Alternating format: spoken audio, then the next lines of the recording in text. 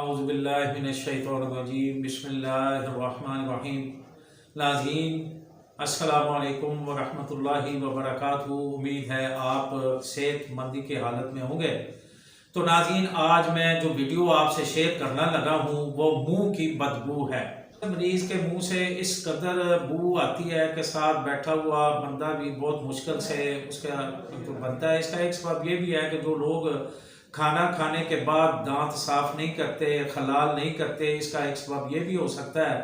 اور دوسرا سبب یہ بھی ہو سکتا ہے جب بندہ پیاز یا لہسن کچا کھائے اس سے بھی منہ سے بدبو آتی ہے۔ تو قرآن نے بھی اور حدیث پاک نے بھی اس میں بتایا ہے کہ آپ کچا لہسن کھا کے عبادت گاہ میں نہ آئیں۔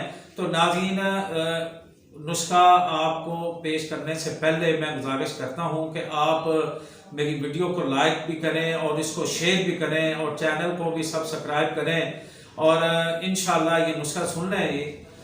اس میں 3 چیزیں ہیں ناظرین۔ ایک ہے نوشادہ ٹھیکری، دوسرا فلفل دراز اور لاچی سبز۔ ناظرین میں نے 3 چیزیں بتائی ہیں، نوشادہ ٹھیکری، فلفل دراز اور الائچی سبز۔ یہ تولا تولا لے لیں اور اس کو اچھے طریقے سے صاف ستھرا کر کے پیس کے رکھ لیں اور کھانا کھانے کے بعد ایک چٹکی صبح دوپہر شام کھا لیں۔ اللہ کی مہربانی سے انشاءاللہ یہ مرض دور ہو جائے گی، کیونکہ شفا کا منبع تو اللہ پاک کی ذات ہے۔ امید ہے آپ کو یہ نسخہ پسند آیا ہوگا، آپ یہ نسخہ استعمال کریں اور مجھے دعاؤں میں یاد رکھیں۔ اللہ پاک آپ کا حامی و ناصر ہو۔ السلام علیکم ورحمۃ اللہ وبرکاتہ۔